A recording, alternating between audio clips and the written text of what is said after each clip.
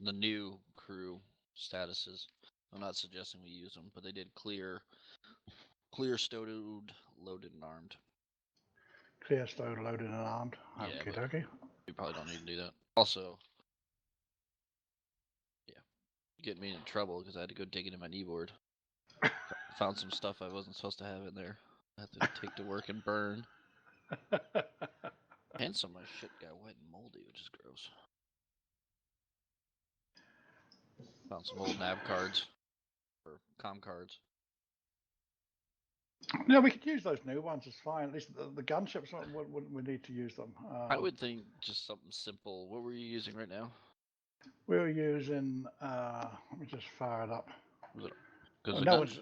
I have only introduced it 2-3 days ago. We haven't actually used it in anger, and I just put it up there. We're using weapons free, weapons tight, weapons hold. So free, hold. yeah, with weapons free. All right, its definition is engaged targets not identified as friendly, and for us, it'll be weapons armed and the AI set to free fire. Weapons tight is your system armed and the AI set to return fire. All right, that's engaged targets positively identified as hostile, and your weapons hold is only engaged in self-defense and everything's switched off.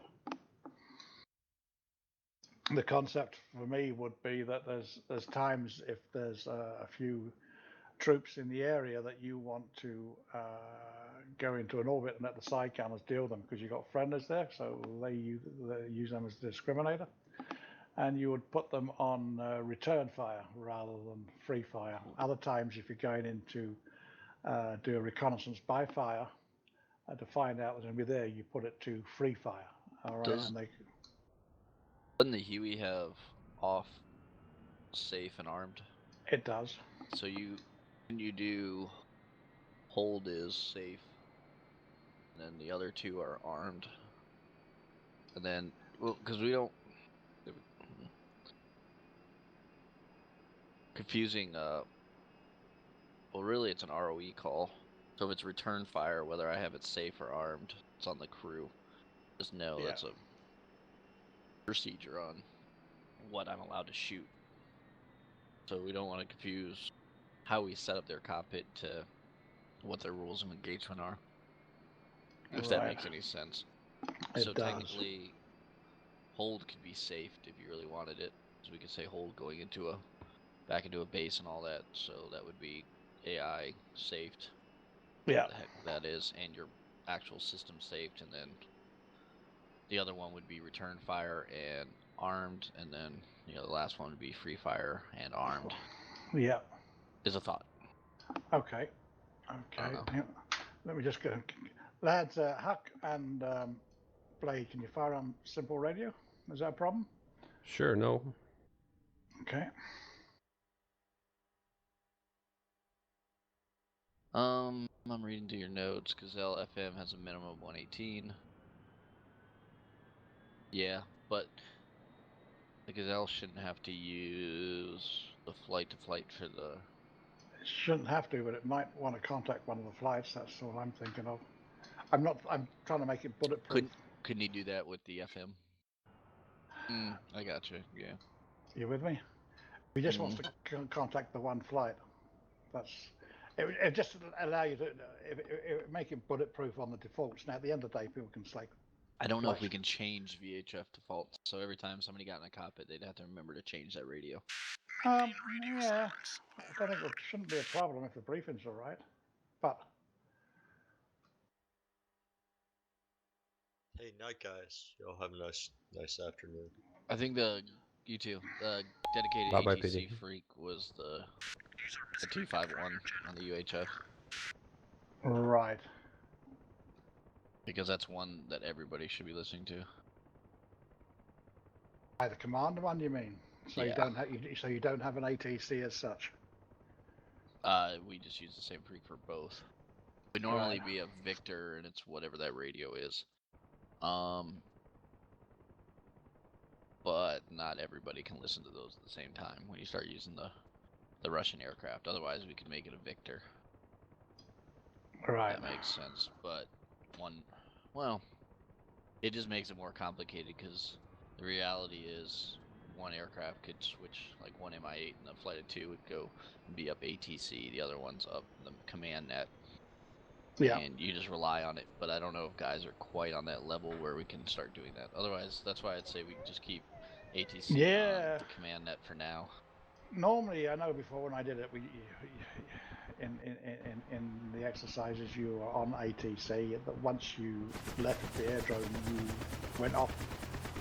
You Yes. changed. You pushed your normal flight, and away you went. You know.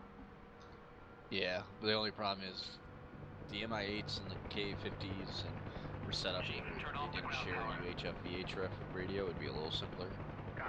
Right. Hmm. Okay, so I'm going to push over these two guys because Huck's, not Huck, Blade's 2 o'clock in the morning for him. Yeah. If you're happy with that. Yeah, I'm good with that. Okay. Okay, lads, set your frequencies for UHF 253 and 118 on Victor. We'll drop down to a flat channel. I can push you guys down. You taking Blade and Huck, yes, please. All right. All right, take care, guys. I'm leaving too. See you, DC. Thank you, DC. Now there's nobody left. User disconnected from your channel. User was moved out of your channel. Over. User was moved out of your channel. You were moved. You were moved. Over. Okay. Previous was fine. Couple of things. Loud and clear. I know you can't access a browser, can you, Huck, because you're in VR, yes?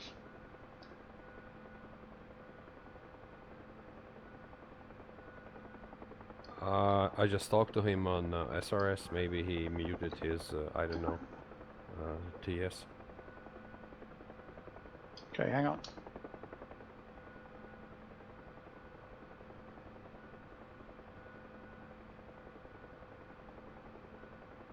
Huckleberry says Gizzy on uniform. Just unmute your mic if you can.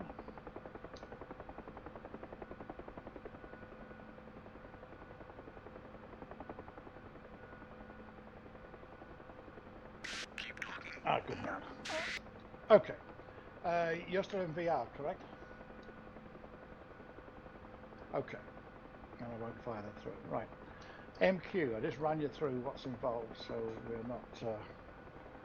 just pause my track IR because I'm using 3 screens here. Oh, it's giving me the willies. Okay. Poor guy. Yeah, I know. Okay, formation skills. There's 2 things in the MQ.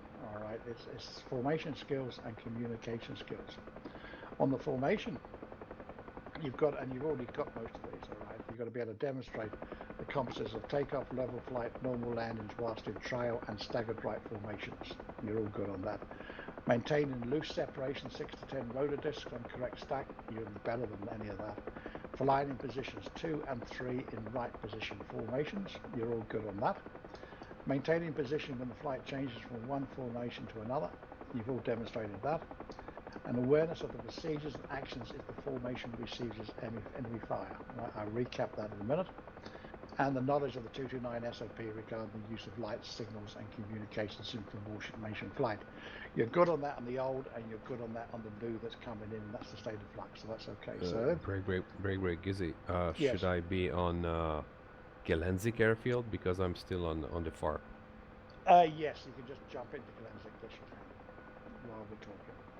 Sorry for interrupting. Go ahead. That's okay. All right. So the only one out of that of 9.2 of the competencies formation skills is an awareness of the procedures and actions of the formation that receives enemy fire. Now that's quite simple.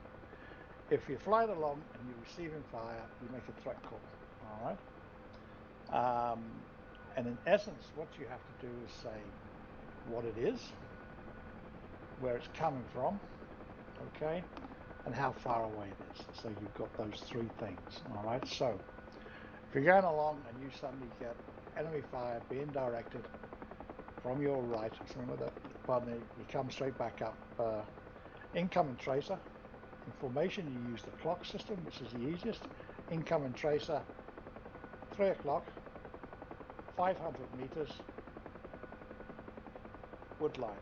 All right, so you've given them the position, you've described where it is, how far it is, and where it's coming from. Roger so far? Roger. Okay, and that's all you've got to shout. You haven't got to particularly go into the RF of lead, this is Tiger or whatever. It depends on the severity of it. If the tracer is 3-4 miles away and you see it and you give a call, then you can certainly say banded 1, banded 3, visual tracer by 2 o'clock, 2 kilometers, something like that, okay? And that's all that you have to do, all right? Now, it sounds very easy, but it's not that easy when it actually happens, because you've got to get it out quick. You haven't got to mess, you haven't got to think about it, and you want to put a little bit of urgency in your voice. You stay in formation, you don't go, all right? So that is essence of the procedures and actions if formation receives fire. You stay in formation. Now, the lead has got 2 choices. One choice is that he just continues and goes on with what he's doing, all right? If it's an approach, you might find you just stay in formation, rely on your door gunners to give you protection, or he might do a break, all right? And that's where brevity comes in. If you hear the word break, okay, that means a maximum turn. In formation, that would be dangerous. So you need to, if the lead comes in and says break left, that actually means 45, 50 degree radical turn to the left. If you do that with formation, you'll be in quite a mess. So you've got to be careful if he says that. You can quantify the break call by putting in a degree. So it could be break 90 left, break 40, break 120. If there is no number put on it, break left will default to 180 degrees. All right, that's your brevity drift. So you go on round and you do a 180, but you have to throw in a big dose of common sense depending on the flight lead. It might be carried away if there's stuff coming up, and you might just shout break left. So you've got to be aware that it might be a bit of a rough house. All right. Any questions on that so far? No. Are you happy on that, Huck? Okay. Now we go on to the communication skills. All right. And the concept of this is so that you're good on the knowledge and skills necessary to communicate effectively. All right. Member of the flight or solo in the vicinity of other aircraft. That's very good. Okay, so the competencies. You've got to be able to understand about radio theory, installation, and configuration. You both have got simple radio. You've got to go into that particular box.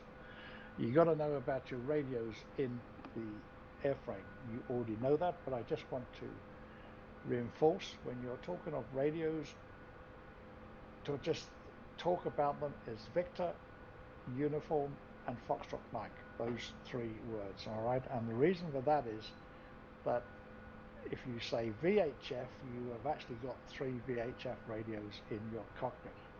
You have the VHF nav, which is FM. You have the VHF AM, which is your transceiver, the one you use for communications. And the FM is actually in the VHF band, all right? So anyone who knows about communications can get a bit muddled. So when you're talking about transceivers, a transceiver being a radio that you can receive and transmit, you're talking about Victor, Uniform, and Foxtrot Mike, and that's it. Your other 2 radios is your ADF and, of course, your VHF nav. Okay, happy with that? Yes.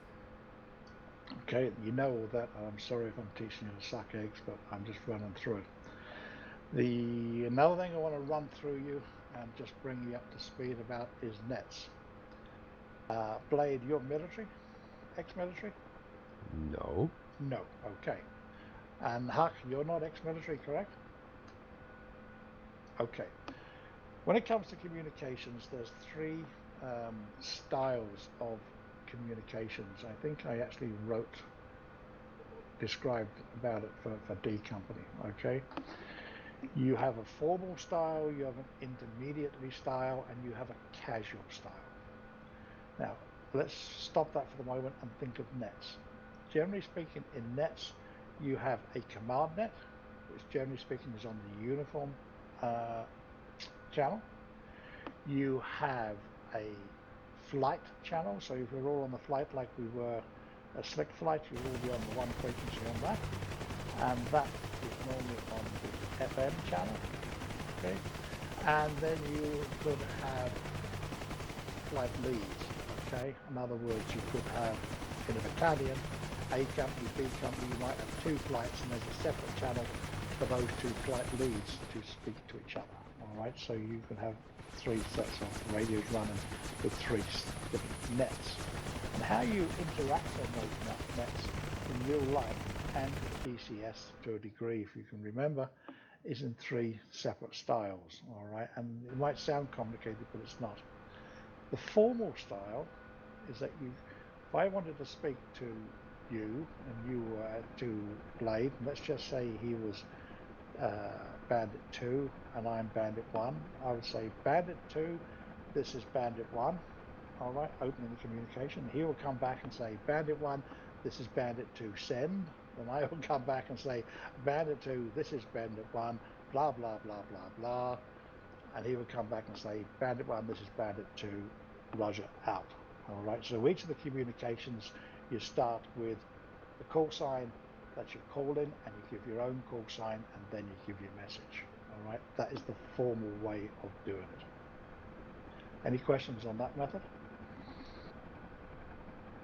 No.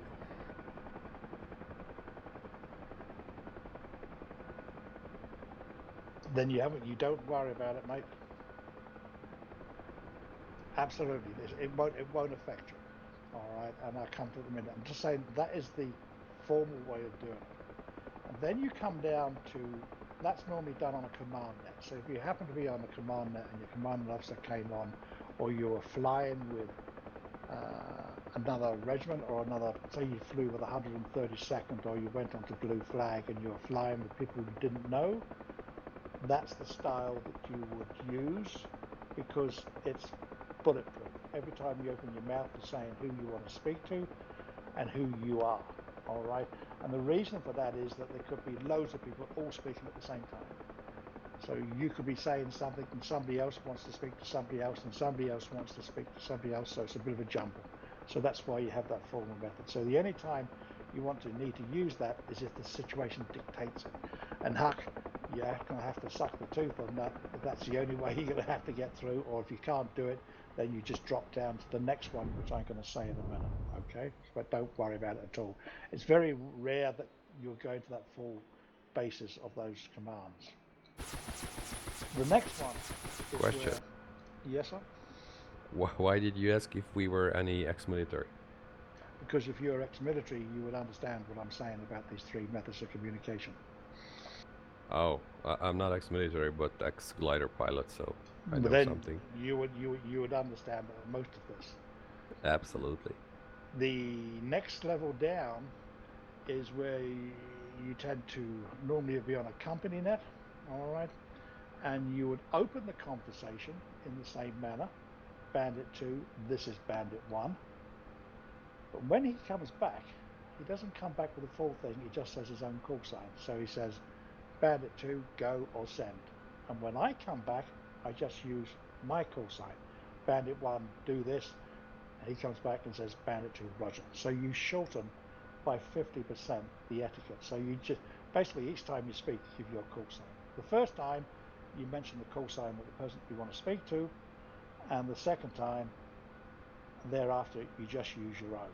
All right, so that cuts that down. That's quite often the way that we're doing it. So we're flying here, and I wanted to speak to Sim, and I was Tiger Flight. I would say, Bandit 1, this is Tiger 1. And he would come back, if he used the informal method, and just say, Tiger 1, send, and I would say, Tiger 1, blah, blah, blah, blah, blah, blah, boom, done, sorted. It's as simple as that, all right? Huck, you shouldn't have any problem with that. Now, that's the intermediate one. Now you come back to the casual version of it. The casual one is done where you're flying with people that you know and you have no difficulty, i.e. a Tiger Flight, all right? There's me and Huck were flying today. We don't use call signs, we just use our nicknames, and half the time I don't even bother that. I know what he sounds like. He knows what I sound like. So if I say go right, and there's just the two of us, he knows it's him. No need for call signs. If there was three of us, I would say Huck, go right. PD, you go left. No need for call signs. Informal, and it works. All right. That can also be applied to a formation flight if you were a tight net group. Danger with formation flight is that you're not tight net. 1 minute Blade could be flying, the next ice. There could be anybody jumping into a slick flight, so you might have to go for the intermediate one where you just use your formal call sign. All right. But if you ended up flying with the same people the whole time, there is no problem just dropping down to the casual way of doing it. It works very well. But the ultimate goal is that you have to use what works. If the casual breaks down, you go to the next level.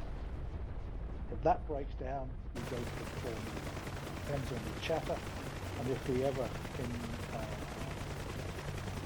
the 229 engage the radio effects where you get breakup at distance, it will all become clear. Okay, are you happy with those, gentlemen? Absolutely. Okay, that's you filled in with all those, and now all we're going to do is show me that you can change radios and use two nets. Okay, so one thing I would suggest is, if at all possible, get yourselves and others to map your microphone and your speakers for TeamSpeak to a mute button. All right, and then if you're flying, as you know, we've always got problems with simple radio.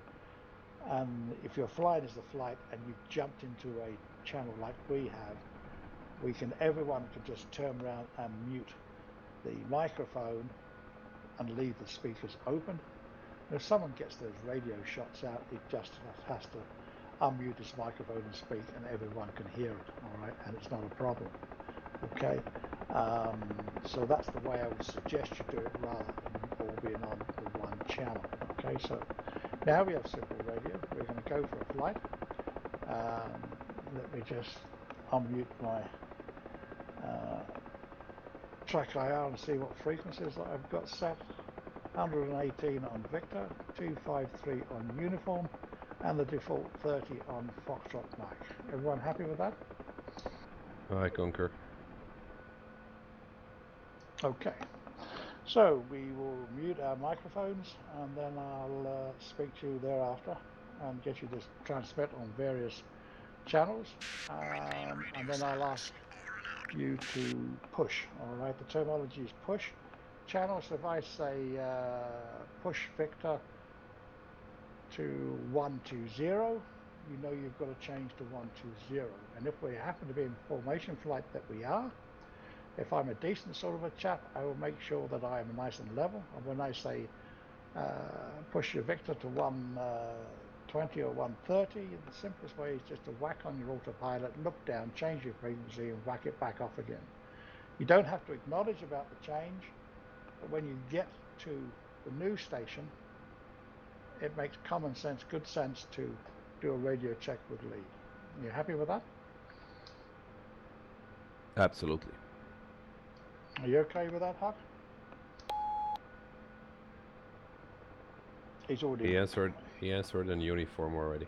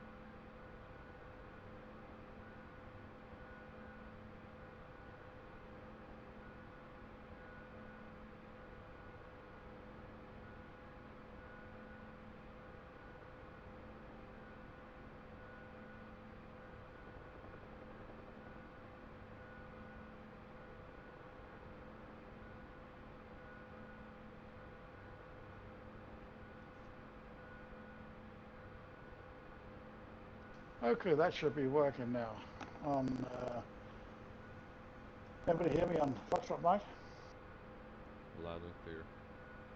Thanks for that. What I had to wipe all my exports, and so it wiped all the settings. So I just had to quickly set up my throttles. Okay, I will be a Tiger 1, Blade your Tiger 2, and Huck your Tiger 3. Confirm? Copy. Okay, see you on the runway.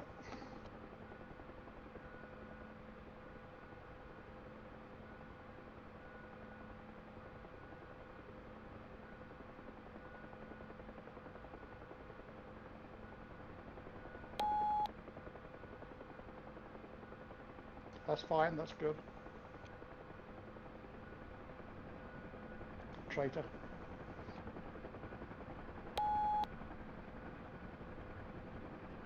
That's why he wouldn't join D Company, Blade. What do you mean? Private joke, you're alright.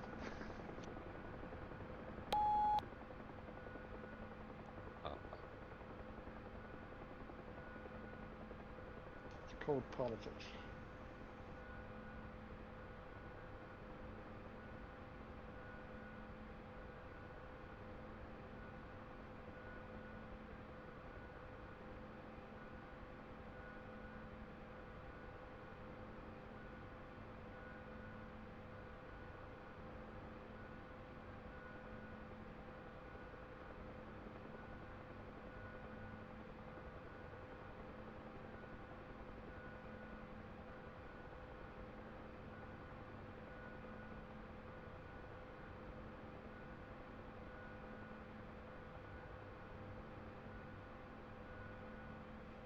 Call formation. Trail will be good. Trail will be good.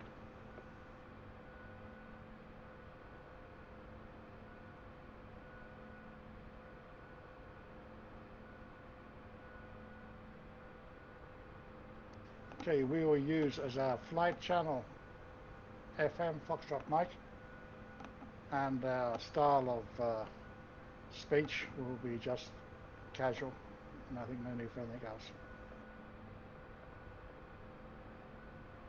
2. Beacons off. Somebody told me we were ready to go.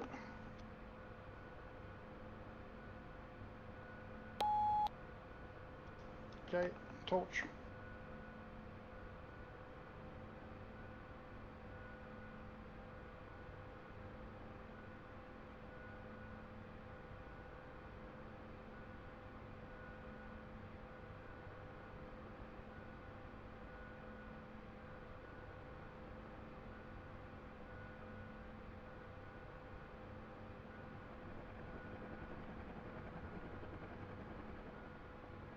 We'll do a check 90 right.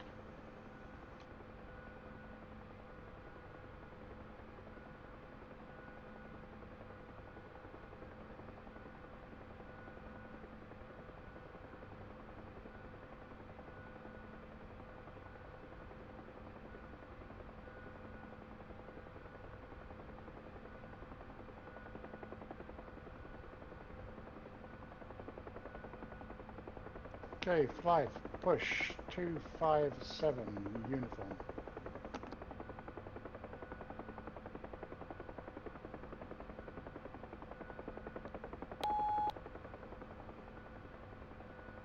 Loud and clear, Huck.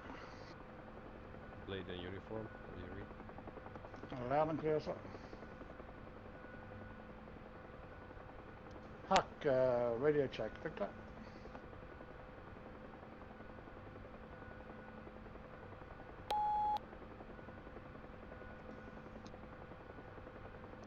Roger.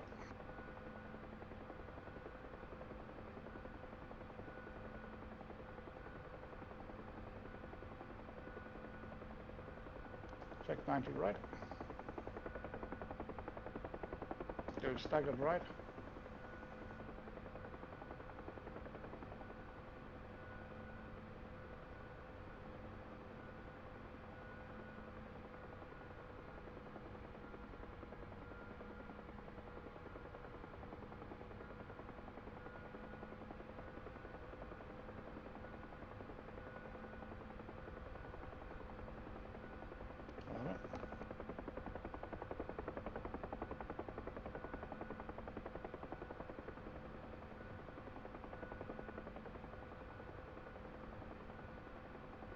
Okay, flight, push, 122.6, Victor.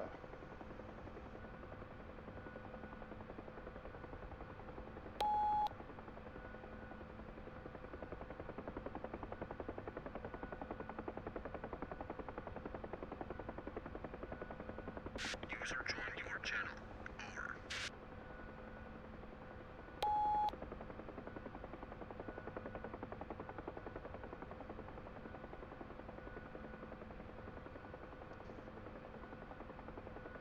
Okay, check your frequency on Victor.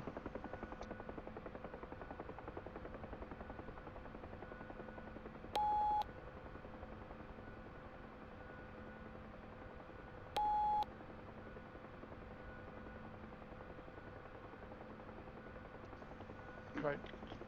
You might have changed frequency to 122.6, but you're transmitting on another channel. Huck, try again.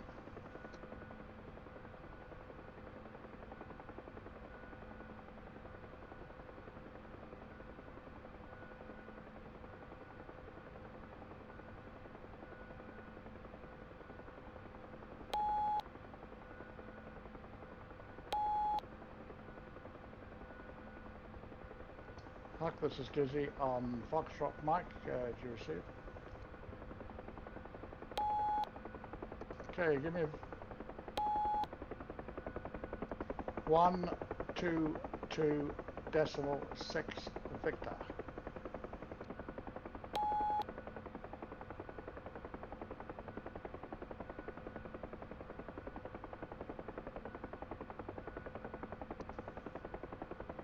Once you manage to get changed, give me a call on 122.6 Victor.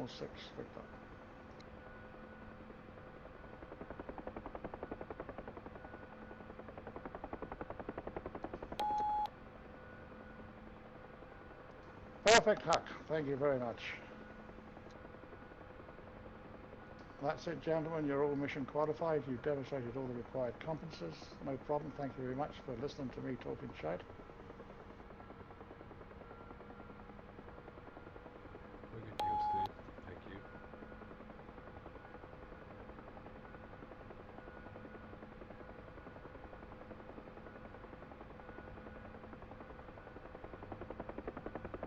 What is added to that for EMQ? You need senior wings, and then you do EMQ. So you need to hit the senior wings, and then once you've done that, then you go to enhanced mission qualification, which is all about flight lead stuff. Where do I find the senior wings? Last time you sent it over to me, but I quit it first, and then I didn't find the link anymore. Okay, I will send you the link, and then I will tell you where it is.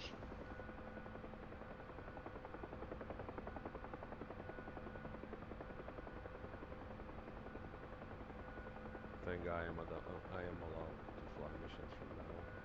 Of course. Don't give me shit, sir.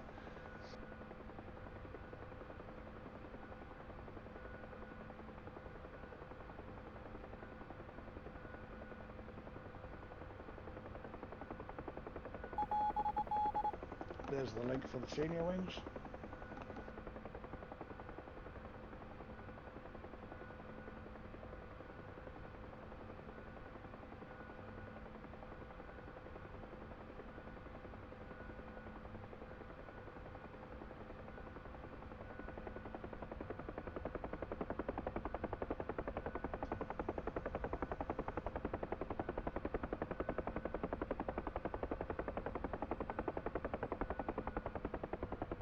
And you'll find that whenever you go onto the forum, if you go down from the home page, you go down to the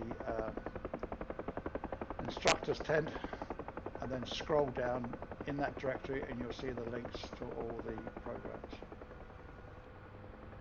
as well as a PDF that you can download to your computer with everything on it.